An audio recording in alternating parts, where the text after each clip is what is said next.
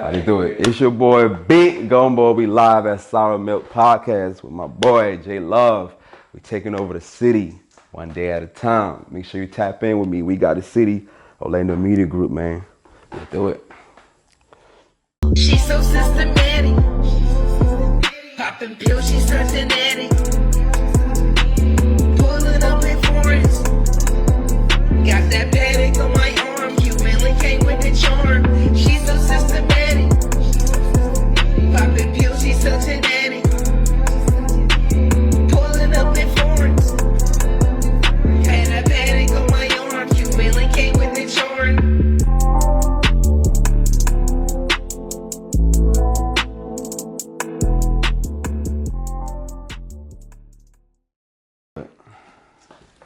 Y'all already know what it is, man. It's J Love here with Sour Milk Podcast.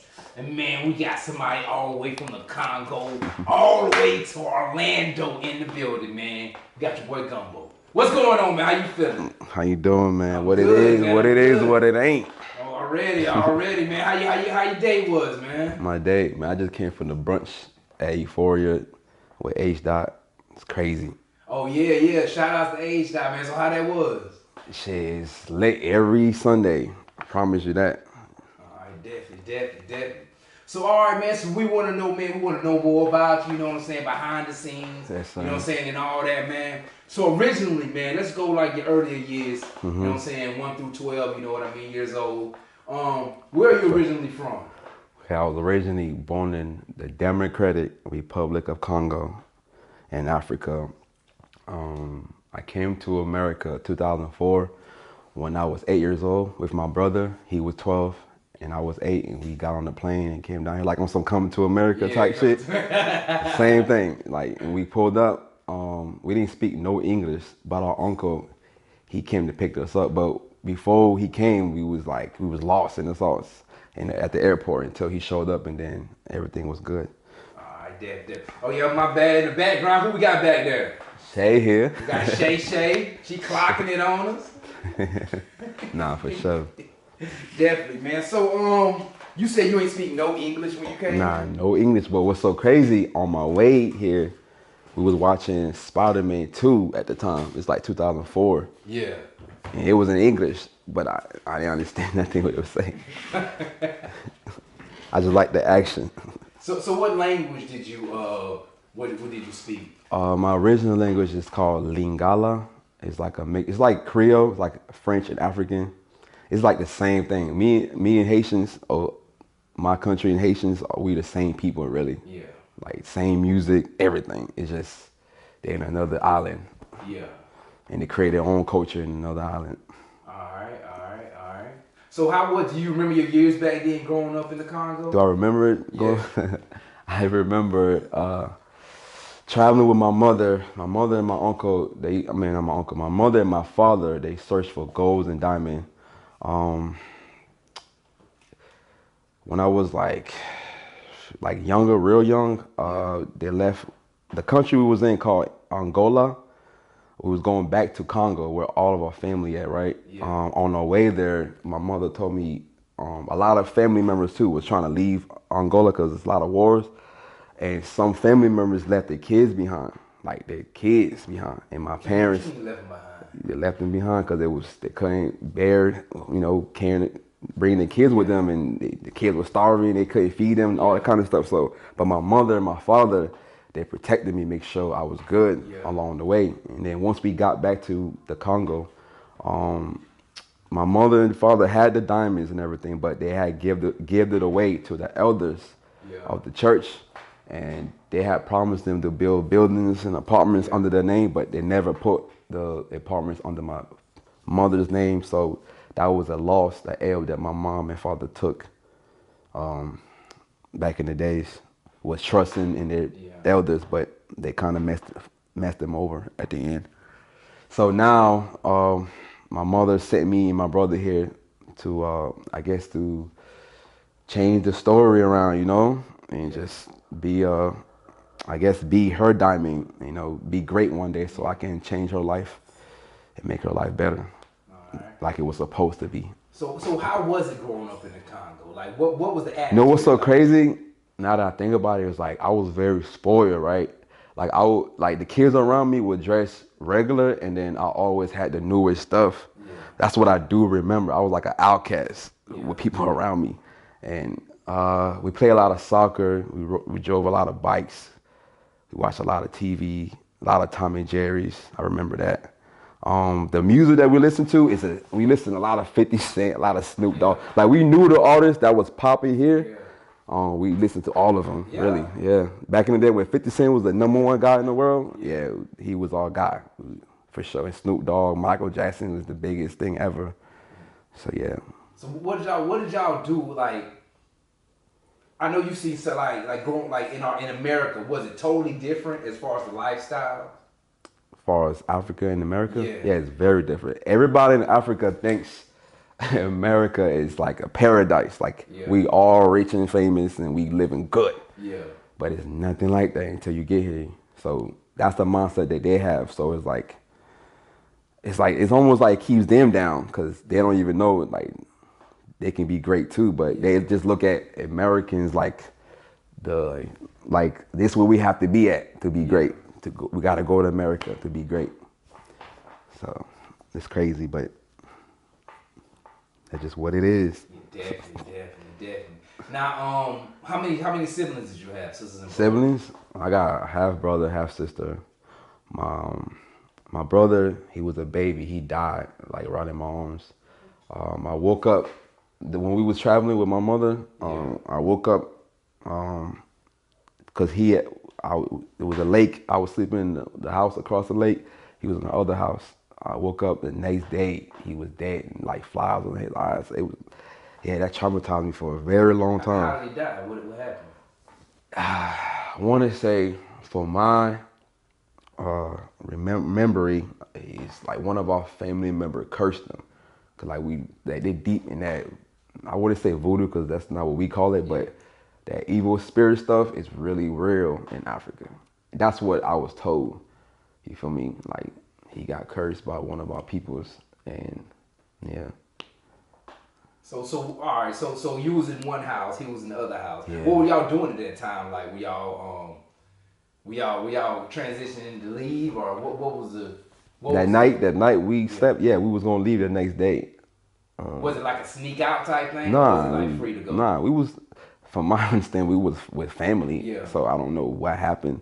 Yeah. It just the day before he was okay, and then literally the next day he died. I just could never believe that. And that was my real brother, not half brother, nothing. That was my only real brother because I'm the oldest in my mom's side. Yeah. So that was my only real brother that I had. But he's gone. But now I have a sister. While I've been gone, my mother had another child. I have a sister, and I'm trying to get right so I can make sure she have a great future. Yeah. So what was that feeling when you woke up and seen your brother? Man, I can't. It was crazy. It's almost like a nightmare even talking about it. Just like when you vision it, it was very bad. Like just a baby, just with flies and shit. It was bad, bro. Did it traumatize you or whatnot? Yeah, traumatized me, hurt me a lot. It hurt my mother especially. She was crying for a very long time. So that's why she had to send me here because she didn't want me to end up in that situation like that. So how would you describe your mother? My mother, I love my mother. My mother's the best thing that ever happened to my life. That's the only love that I know is genuine that I have left in this earth. So my mother worries about me every day. Right now she's worrying about me. When she don't speak to me, she says she don't eat. She's actually a pastor. Yeah. Her mother is a pastor now, so she's really deep in praying. Yeah. All of that. So yeah, man, my mother is a great person. I just can't wait to see her again. I haven't seen her since 2004. You feel me? So it's been a long time since I see my mother, but the love has always been there. Yeah. I never forget. Yeah, it's always there. We in 2026 now, you know what I'm saying? Yeah. So we got the communication. It's just physically I can't be there like I'm supposed to. So your father, how would you describe your father? My father is a pimp. He's a player, bro. He have kids with a lot of people, for real. And that's really what it is. I wouldn't say he did my mother wrong, Cause I don't know what happened between them. Yeah. For real. But it's funny. My father told me, "Oh son, one day you're gonna realize why I left your mother." But then it's like I wish he didn't leave her. Yeah. Cause my mother's really a good person. Like to my eyes, she's not a bad person. So I don't know why he left. And if you saw my mother, she looked just like me. She's just a female Yeah. with female features. So you took after your mother a lot. Yeah, but it's crazy. I took my father's skin color because my mom's side they all light skinned. Yeah. Cause my mom's side they Portuguese. All right. And so yeah, I took his side of the family being black as hell. Type shit. So as far as you coming to America from Africa or whatnot, was it a surprise when they told you was gonna have to go? Or was it something that you was looking surprise? forward That's very a good question. Was it a surprise? I was, It happened so fast. I don't even think I had time to think about it. But I will say this though. Damn, I hate to say this. I really hate to say this. But my last days there, I was not in good terms with my mother. And she kicked me out of her house to go back to my grandma's house. Only because my brother, he was bad. Yeah. And she didn't like that. And she thought I was going to end up like him. So to avoid that, she just sent both of us to our grandma's house. So my last days was not good with my mother. I can say that. Yeah. It was good with my father though, because my father's the one that took us to the airport and everything. Yeah. And he was the last person I saw, and he told the two he met a couple, and he told them to look out for us. There was a French couple, cause we went to France, and then we came to America. All right. Did you stay in France or you just? No, we were just transferring airplanes, type shit. Airplane. Yeah. Now, how was that transition for you? From the airplane. You know, not going from Africa to America. Like, how was that transition for you? You know what's crazy? My first day here, we ate McDonald's, and that was the weirdest thing ever. You feel me? Because I never ate fake meat, you know what I'm saying? Yeah. So it was like, pause, anyways. But it was like eating fake meat like that. I guess me being a child, I liked it. Yeah. But now I realize, nah, that was not it. You feel me? But our uncle took us straight. It was snowing that day. It was a snow day. It was like December 24th, I believe, around that time. It was snowing. Our first time seeing snow. First time seeing Ronald McDonald. Yeah. You feel me? And it was everything was brand new. It was like coming to, like how they look at it in Africa, coming to paradise. It was that very moment was just like that. Yeah. So what did y'all eat back in Africa? Like what was the goat the rice, average? rice and beans, goat, chicken, a lot of chicken. We have this thing called fufu. Yeah, fufu. I got some of them now. Nah, for sure. So if you know fufu, you know fufu, something. fufu. You know something for sure. Yeah. So yeah, fufu. Yeah, just regular stuff. Just not no fast food. 'Cause everything was cooked at home. You feel me? So Everything. y'all didn't have like fast food restaurants? Nah, that didn't exist until I came to America. So it was like a real food culture shock. Real food culture, for sure. How about a lifestyle? Was the lifestyle a little different for you? The lifestyle here? Yeah. Yeah. For I guess in the beginning, because I didn't have my friends around me riding bikes and stuff like that. So I had to meet new people. My first friend here was a white friend that was our neighbor. So yeah, I had to meet new people. So it was different. I wasn't used to none of this stuff at all. It's crazy how I think about it. I was not used to none. Everything was just brand new to me. And I was just going through the process of coming to a new world. Where did you move to when you came? I lived in Chesapeake, Virginia. So I grew up in VA. That's like my second home. I graduated from VA. All my homeboys that I grew up all in VA. Everything in VA. So yeah, I grew up in Chesapeake. My uncle was in the military, so we moved around the whole VA. Virginia Beach, Portsmouth, Norfolk, Hampton. You feel me? So how long did it take you to actually get fluent in English? It didn't take long at all. I took ESL, English as my second language class for like 4 years. What's so funny is they were teaching us stuff, but I was learning everything at home, watching all the hood movies that my uncle had. Boys in the Hood, Men in Society, Friday. That's the first movies I was watching. So I was learning my English there. and then I would go to school and they would try to teach me proper English. So I Yeah. was learning both ways Yeah. at the same time. Yeah. So it wasn't a transition as far as learning the language wasn't that hard for Nah, you? it wasn't hard at all. Because So I how- was younger. So how was the surroundings in Virginia? Say that again? How was your neighborhoods in Virginia? Did you go to was it like the suburbs or was it? Oh, where I lived at? Yeah, when we lived at was suburb. Then we end up in Portsmouth. That's when we end up in the hood. But it wasn't like we end up in the hood. I just started hanging around hood people. Yeah. I had more hood friends. I would say that. So what did you used to get into when you came to America? Like what was your childhood doings? What I was doing? Dang, that's a very good question.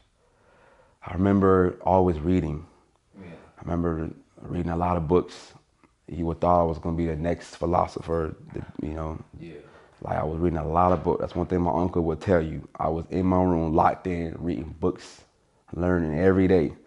And then I watched WWE SmackDown. Yeah. So I used to pretend I was a wrestler. Yeah. What's so funny? I used to pretend that I was famous. Yeah. That I was doing what we're doing right now. Yeah. I used to pretend this, and now we're doing it. So it's Yeah. crazy. You feel me? So yeah, that's what I was doing, was just reading a lot, just learning the new world around me, for real, for real. What was one of your favorite books back then? My favorite book, I was reading a lot of Dick and Jerry. Oh, was it Dick and James, some shit like that? What is it called? Dick and Jane. Dick and Jane. I was reading that. I don't remember all the books for real. I just know I remember like the simple books. Yeah.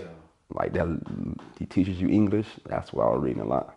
And you came here by yourself, right? No, my Nobody brother. Came, or your mother came with you? No, my brother. Your brother. Okay, I'm gonna tell you the story about my brother. My brother, he's not really my brother. He's my cousin. Yeah. But his mother died, and my mother raised him at the time when we were still there. So he became my brother. Yeah.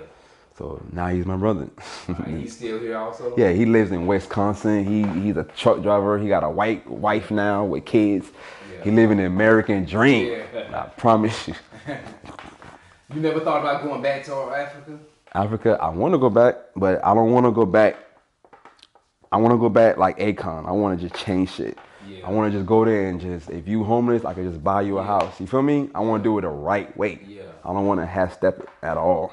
Yeah. At all, bro. Yeah. Now, on the age up to like 15, from your earlier teens to your like mid-teens, did anything change? Or better yet, how would you describe yourself back then? When I was a When teenager? you were younger, when you was younger, like your earlier years up to age 12, how would you describe yourself? Dang, I was very quiet. Damn, that's a very good question. I was never outside for real. But when I was outside, I like photography. I like taking pictures and stuff like that. So, but I was very quiet back in the day. I was not the person I am today, for sure, when I was a kid. So what about your brother? What kind of person was he? Okay. He was more like a military guy, for real, for real. He liked playing video games and all kind of stuff like that. But my brother, he's the coolest guy you'll ever meet. I love my brother. I would give my life away for my brother to make sure he's good. I love my brother to death, man. That's my guy, for sure. All right, what changed? Did anything change from you going from the earlier years to your teenage years, like up to age 15? Anything changed? Yeah, like as far as the person you are. Person I was. Yeah. By the time I was 15, I'm trying to think what year was that? When I was 15. Damn. When I was 15, I believe I moved to Portsmouth. I think I got into high school. I should be in high school by that time, or middle school. But 15, I was still the same person, still quiet. Yeah, I've never changed. I didn't really change, I would say, till I graduated, for real. Yeah. What was so funny in high school, I was quiet, but my outfit was loud. Yeah. So it was like I was quiet, but you saw me. You feel me? And I was doing acting. I did a lot of acting, stuff like that. I was on my school TV. I was the one giving the people the news. Oh, okay. So I was always on. I always been on camera. You feel me?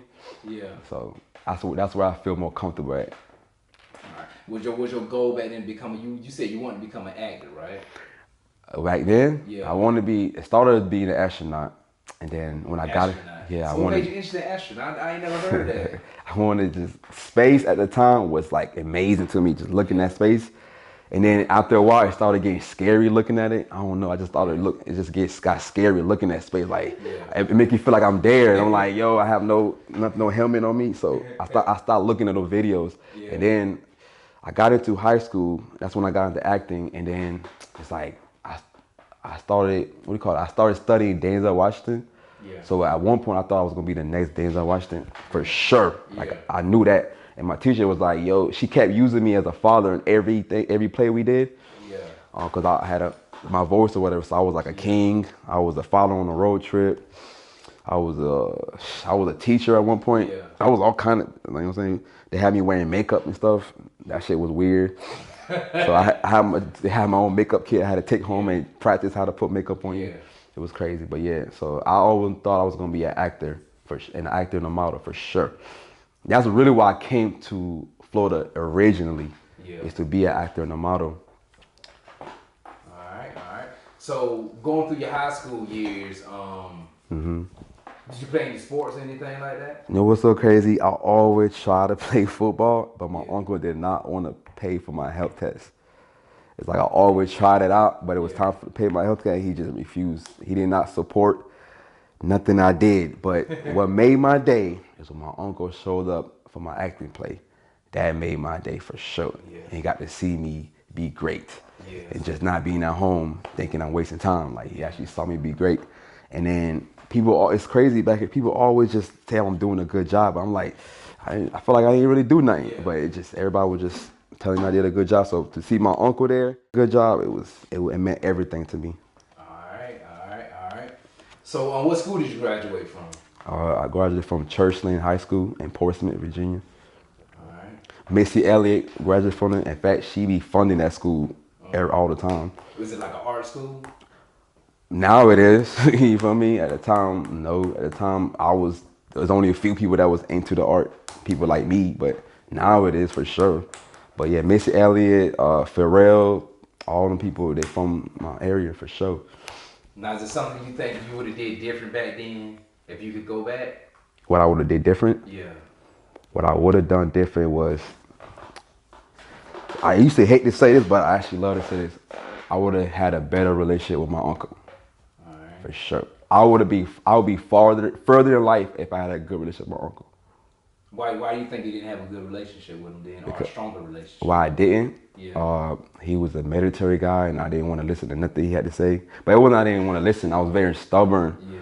And he was straight. My uncle was not straight. I was a black sheep. Yeah, he was militant. Yeah, I was a black sheep. He always came at me. Even my brother did something wrong, Yeah. he came straight at me about it. So I always catch all the strays, all the anger. Yeah. Nigga get drunk, they coming at me about how they feel. Yeah. So I always, that's why we didn't have a good relationship. It's just how he was. Yeah. And I didn't respect that. I didn't like that. So we couldn't get along. Like we live in the same house, we just couldn't get along until it was time for me to go. But it's funny how I left was, I went to our graduation, I went to a friend party. He didn't want me to go at all. He said traditionally, we Africans don't sleep at people's house. Yeah. So I slept at my people's house. He was calling me while I was there, everything. He was like, yo, come back. I was like, no. So the next day I came, he basically said, I can't control you. You don't listen to me. You gotta go. So I left my uncle's house. I moved into the YMCA I was working at. The owner there, he loved me to death. So he made sure I was good. And then from there, I moved into a mansion. His friend had a mansion and he let me live there and pay $100 a month. So at 18, I was living everybody's dream. Like I had my own, I had like a Tempur-Pedic bed, a gym, 2 sinks, a theater room, canoeing every day, a hot tub. Like my friends, when they saw me, they was like, nigga, you made it. Yeah. And it was funny, they the one that fucked it up. They were destroying shit and the man saw it on camera. So he had to let me go because my people fucked it up for me. But damn, what happened? they were fighting, they broke the toilet. Somebody went to his bar, got the drink. I didn't even know they did that. And he saw it on camera. He saw everything that I wasn't seeing. Yeah. And that's what caused me to go. How long did you stay there? From when I graduated in June till October. All right, so it was about 6-7 months. Yeah, I was living a life Yeah. for 6-7 months for sure. Oh man, so what'd you do after that? Well, after that, I moved in with my brother. He had his friend, his white friend. They lived together, so I moved in with them. They was alcoholics, bruh. They drank every day, like every day. I was like, what the hell wrong with y'all? I'm saying like that's what they did. Yeah. They wasn't eating, they was drinking. Yeah. You feel me? So it was just bad. It was real bad for them. I'm glad my brother walked away from that situation. Yeah. And now he's living better and all that shit. But yeah, so I moved with my brother. And then after that, I moved in with my godchild parents. And then right before that, right after that, I moved in with my homeboys that we grew up with. We got like it's crazy. We had like a condo downtown. And we all just pitched in and just moved in together in a real nice spot. And then from there, that's when I came to Orlando. How old was you when you came to Orlando? I was 20. You was 20? Yeah. So what made you come? What made you choose Orlando? What made me choose Orlando? I had a friend that came to visit me, right?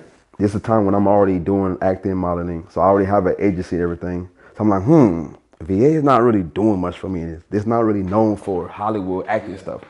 So I'm like, what if I take a chance and go to Florida? I know my life would change. That's what I'm telling myself. Yeah. So when he came, I told him, yo, woo, let me come move in with you and pursue my dream, whatever. So I came down here to pursue my dream as an actor. I had like $100 in my pocket. You feel me? $1 in my pocket with a dream. You feel me? $1 in the dream. With a dream. I came down here and pursue it. And then from there, it's like... No family here or nothing. No family, no blood. Now I have family because I have my kids here. Yeah. That's my only blood here, my twin girls. But yeah, I had no family, nothing. Just trying to make it happen, trying to figure this shit out. So how was that transition going from up there to down here all by yourself? Transition. And it was funny. How I look at Orlando now is not how I looked at it when I first get here. When I got here, when I first got here, it was very brand new. Everything was just fresh, and I was hearing a lot of Glock 9 music. Yeah. At that time, Whoop and Glock 9 was the biggest artists for sure. So Orlando would look way different now to my eyes how it looked when I first moved here. There's a lot of construction going on too. Yeah. When I didn't really see that much, but now like they keep building stuff. So yeah, it was a very different transition though, for sure. But I always knew though, like Orlando was gonna change my life for sure. So I stuck to that instinct and it worked out for real. If you could have chosen any other city, what other city would you have chosen? Besides Orlando? Looking back now, if you could have chosen, I would have went to Atlanta or New York. Cause I got people in New York too. Like my artist, Rasta, he's managed by A$AP Rocky team. Yeah. It's called OG. So he's not managed directly with A$AP Rocky, but A$AP Rocky for the management team where he get people to manage artists. So yeah, so I would have went to New York, hung out with them, or went to Atlanta, you know. But I just knew Florida was the one. So then you did act. Your main thing was acting. Right? Yeah. So what made you go to music? That's a very good question. So how I got into music, the Melrose Studio, they have a photography and videography room where you can use once you have a membership. So how I started with that, I linked up with a partner. He was a cameraman, and I decided, let's just start interviewing people. Yeah. Interviewing artists originally. Yeah. So I just started interviewing artists that I knew, that I met at the time. And I don't know what I was doing, but I just knew whatever I was doing it was great. You feel me? And it was funny when I look back to the video. I was very skinny, bruh, like very skinny. Yeah. But so I started doing that. From that, I got interviewed on DJ's radio with Black Excellence station, the radio station Black Excellence, and they interviewed me. When I was there, I was like, I'm supposed to be here. You know what I'm saying? And then they liked my interview or whatever. The owner, LV, she liked my interview and she asked me, do you want to have your own show? Yeah. Yeah, of course. So September 1st was my first show. It was called Lost Roots Show. I was running my own show, running the program. Whenever she leaves, I'm running everybody else's shows. Yeah. So she just left me in control of it. It's like I got involved with something I didn't know I was good at, and I just became really good at it. Yeah. And it just took me further, you feel me? So yeah. So that's how you developed that. And that's how, with through Anygems, I will say through Anygems is how I met everybody in the music industry. Yeah. That was like the beginning. And then I got with 104.5 to be and now we with H Dot and Orlando Media Group and all that. So what made you lock into just music? Like What made me locked in? Yeah. Like did you hit the studio and you made a sound and you was like, you know, hey man, this song I can make music. No, I don't make music. I'll be managing artists. But what happened was all my friends in VA make music, right? Yeah. So I'm like, they don't have no bridge to the other side. Yeah. I'm like, yo, what if I can be that bridge for my friends to get to the other side? Yeah. And that's literally what I am right now in real time. Just that bridge. Just that bridge. That connect. Exactly. So what do you look for when you look into an artist? The artists, their work ethic, they gotta outwork me because I'm always working as far as pushing whatever I'm doing, marketing, promoting.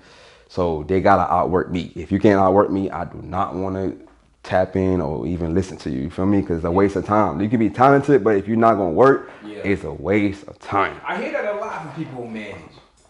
They say, do artists really not want to work? No, not in this generation.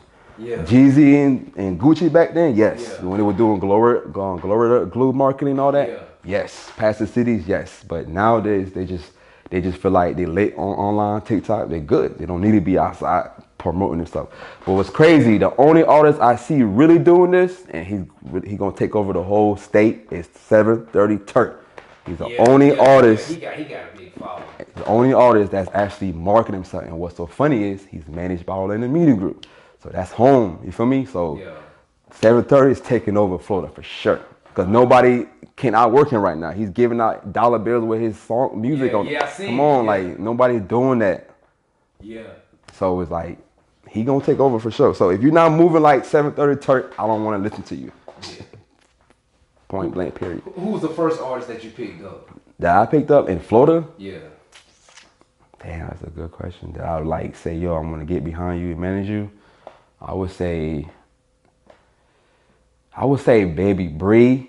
I would say EA Longway, but he hit me up and asked me that. Yeah. But for somebody like I choose it, like, yo, I want to help you, it's Baby Bree. For sure. All right. Is there any artist, you know what I'm saying, besides 730 Turk, because he already in there, that you've seen that you would be like, you know what, I would, if they have the work ethic, not saying they don't have it, but if they have the work ethic, I definitely want to, you know what I'm saying, would pick them up or invest in. I wish I can invest into Omni Clutch.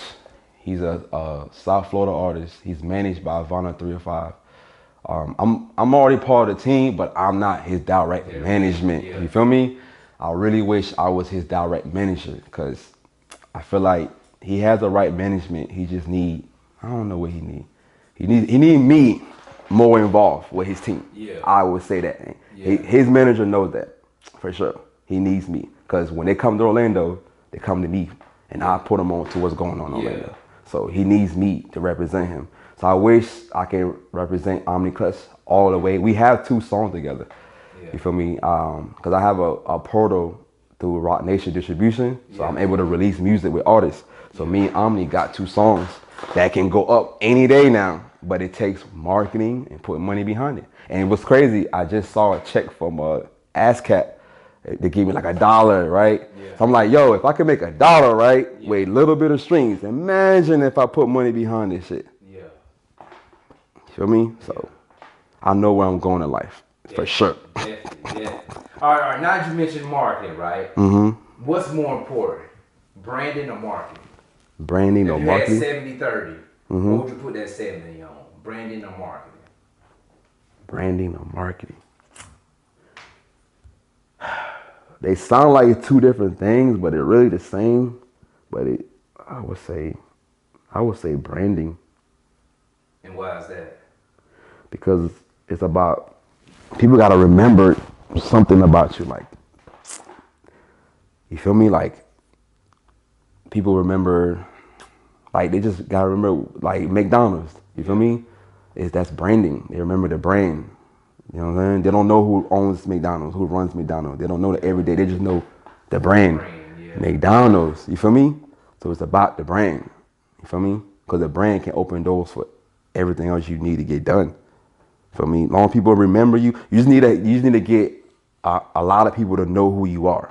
Yeah. The more people that know you, that's the more money you make. The less people know you, the less money you make. So that's why all the artists, that's why they're rich forever. 'Cause a lot of people know them. Yeah. Feel me? That's the only way you can be rich. A lot of people gotta know you and your brand. Yeah. Point blank. Period. Alright. That's it. Unless you know. So what's more important with an artist? The performance or the actual writing talent? Like the songwriter or the performer? I specialize more in watching them perform on stage. Like I love to see that. You feel me? So I like seeing them perform on stage more than anything. So You say that performance? yeah, performance for sure. Alright. Now the way hip hop is now, right? Do you think hip hop is dying out, or you think it's getting stronger? What? Sexy Red just turn it up for the summer, man. Yeah. Who want to hang with a bad bitch? What are you talking about? Hip hop is that's her still a song? lot, huh? That's what I didn't know that was her Yeah, song. Sexy Red. Sexy Yeah, Red. I Who know trying to that's hang with a her bad bitch? Nah, hip hop is still alive to this day. Yeah. The whole world listen to hip hop. The whole world want to be hip hop. Hip hop will always be alive as long as people want to be us. Do you think females are taking over hip hop? Of course, they been took over. Since Sexy Red came out, they been took over. Glorilla, all them, Lotto, they been took over. Who's the #1 female rapper? To me? Yeah. Damn, that's a very good question. Like if you was to manage one of those female rappers, who would it Who be? I would manage? I would manage. I like what Sexy Red team doing with her. They put her next to Shawn Michaels. That's the craziest marketing you can go. You feel me? So I like what her team doing for sure. I would like to be a part of that camp. They smart, very smart. That to me, Sexy Red is the #1 female artist in hip hop for sure. Everything she drop is a hit. Everything. And then I give Glorilla and Lotto. Those three are the top dogs of the female rap for sure. All right, let me ask you this. You know Orlando rappers, because you in the scene. You know Orlando rappers. Right. Okay, let's say you was creating an album, right? Mm-hmm. And you got 3 artists and 1 engineer. Who are those 3 artists and 1 engineer you would put on it from Orlando? From Orlando. On the tape, Yep. I would say, Not on one song, just the album period. Oh, the album? Features, as far as just like features. if I was on DJ Caddy shit. Yeah, like you was on Gumbo shit Presents, Like that. okay. Like you was gonna manage the album, you was like, all right, I'm gonna put these three artists on the album, and I would say- one producer. One producer, damn. One producer is crazy. Cause my man Jay Kings, he's a great producer. DJ Stackman, he's a great producer. But I would give it to Jay Kings as an engineer. And then I would say, as far as the artist, I would put Lil Wet on my album. Pootie on my album. You say 3? Yeah, 3. I'm gonna give the top niggas those 2, but I have to give the last person to an underdog. I would say for an underdog that no one knows about. I would say, you know what's so crazy? I be wanting to give people credit, but it's like these artists don't be wanting to listen to me. So I don't be, it's like I don't be want to get niggas shine that don't want to listen to me. But it's like, damn, it's hard. The artists I would pick out of the group, cause I work with a lot of local artists, bro. And for me to pick one is crazy. Damn. I would just say Mara Jack. Mara Jack, for sure. All right, female artists. Who's the hottest female artist in Orlando? The hottest, if it ain't Mara Jack. Like if you was gonna put your money behind. I put my money, huh? Besides any of them anybody you just That one I just named, Yeah. I put my money. I would love to put my money behind 613 Tweezy. I just feel like she's not managed right. Tweezy, she's not what the manager needed, so Yeah, I can say that. she You feel me? yeah. But Y'all had her on here too. yeah, for sure. She, I know she popped it. Yeah. But yeah, Tweezy, I feel like Tweezy really is no other female artist. Naya Dene, for I sure. heard her name a lot. I gotta look in. Naya Dene is probably the biggest female artist in Orlando. Period. You can't put nobody next to her because they're not working hard like her. So Naya Dene, Tweezy. What about Gabbana? Who? Gabbana. I heard of her name, Cabana. Yeah. It's like an older female, right? Yeah. Yeah, I know Cabana. I fought with her. You know 5'2" Blazing? I probably. She's coming up too. But I'll get #1 female though. I give it 613 Tweezy. Yeah, Tweezy really a talented though. Hands down. That's my favorite female artist for sure. I wish she can go far. Yeah. I really What want do you her to think? go What far. you think holding her back? Well, her management. Management. Yeah, she's not made it. It really be the people around you that hold you back. And then that's what I noticed too about a lot of artists that don't go far. It's because of the people around them. They listen to the people around them. Like for example, I had an artist that was supposed to perform at Orlando Media Group festival, right? He telling me, "Oh, I didn't get a flyer. My people say I didn't get a flyer, so you shouldn't perform." I'm like, but that doesn't mean nothing. Yeah. You perform off my face. Yeah. The people that got flyers, they had to pay for that. Yeah. So why would you even listen to your people? And he didn't even show up to the show to perform. I'm like, oh, and I told him, why would you listen to them? This is your career. Yeah. You feel me? And it's like that made him realize that, and she showed up. But I'm like, yo, stop listening to people around you. Yeah. They're gonna hold you back 100%. That's everybody's problem. You feel me? That was my problem at one point, and I had to get rid of people. Feel me? Do you think that's a lot of people in Orlando's problem as far as artists? Because I see people from Orlando, like even with Glock 9, with Hot Boy. I mean, like, those are the prime examples. There, but it's just like they don't have that bridge to go like. It's that. like a ceiling. Yeah, you know what I'm saying? Because of the people around them hold them back.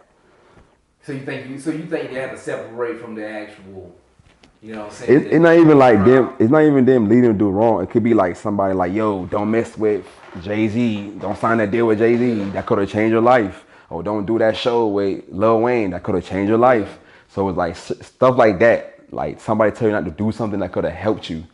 Or your mans might not fuck with H-Dot, but H-Dot could be the person that you need that get you next level. You feel me? But you listen to your mans like, fuck H-Dot, right? But it's like, yo, you need H-Dot. You know that, but you listening to your mans, you feel me? So it's like, you feel me? So it's like, stop listening to people around you. Maybe you'll go further in life. Yeah. Do you think Orlando could ever come together?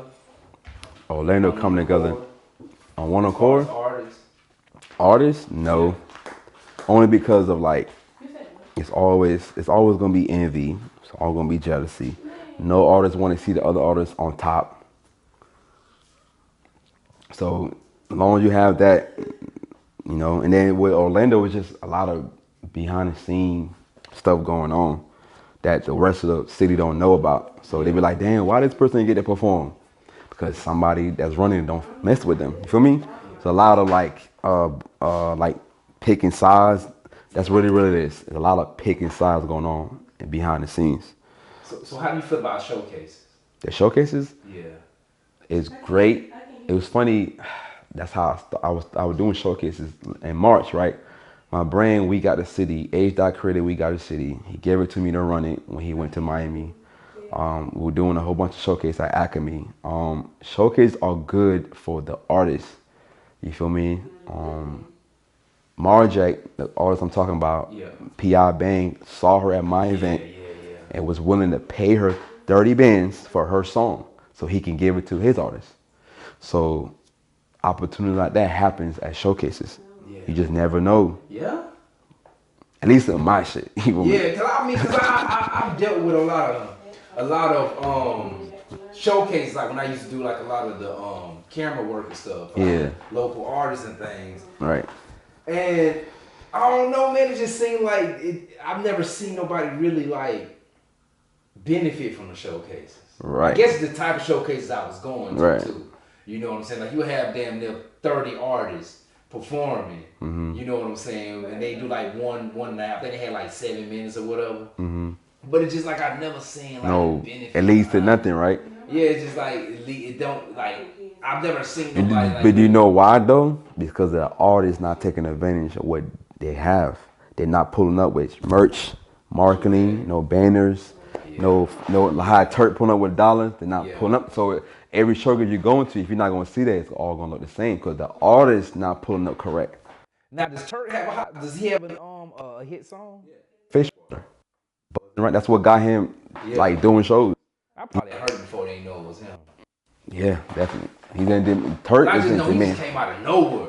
If you want to, I just seen it like on my on Instagram.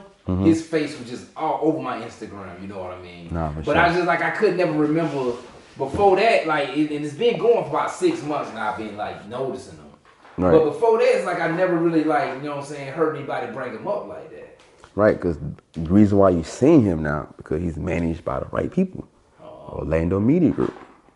If you want to book Turk, hit up E-Media. You feel me? He's managed by the right people. You have to be managed by the right people. That's what happened with Yeah, I was Tweezy. talking to his manager at the Fold 7. Say it again? I was talking to his manager at the Fold 7 event. Yeah, and right. I was hollering at his manager, dude with the braids. Yes, that's Yeah, E-Media. I was hollering him then. Right. You know what I'm saying? But I had Fold 7 Turk mixed up with somebody else though. Right. I thought he was somebody else than who he was, but when I actually seen looked at the foot, I was like, yeah, you know what? That's him. Right there. I was sitting in the car. Yeah, you know what for I'm sure. saying? I was like, all right. Yeah, you see how he pulled up? Yeah, I seen it. Yeah. I was on stage, right? You got to see it from my perspective. I was on stage looking, right? And I just saw Foreign just pulling up. That shit look crazy, bro. Yeah. It's like a movie, bro. From on stage view, it's crazy. And then he started throwing money. It's crazy. Yeah. But I'm saying, if you're not gonna move like Turk, bro, just stop making music. You have to, if you want to go to the next level, you just want to stay local, that's cool. Yeah. If you want to go to the next level, you have to move like that. Do you think he'll go to the level of like Hot Boy? And Of course, he will. He will. He's managed by Orlando Media Group. How can you lose? He's managed by the #1 media team. I was gonna ask you. In Orlando. That's the #1 media as far as Yeah, of course. Orlando. Yeah, of course. That's no question. That's not even a conversation. It's like Orlando Media Group is the #1 media in Orlando.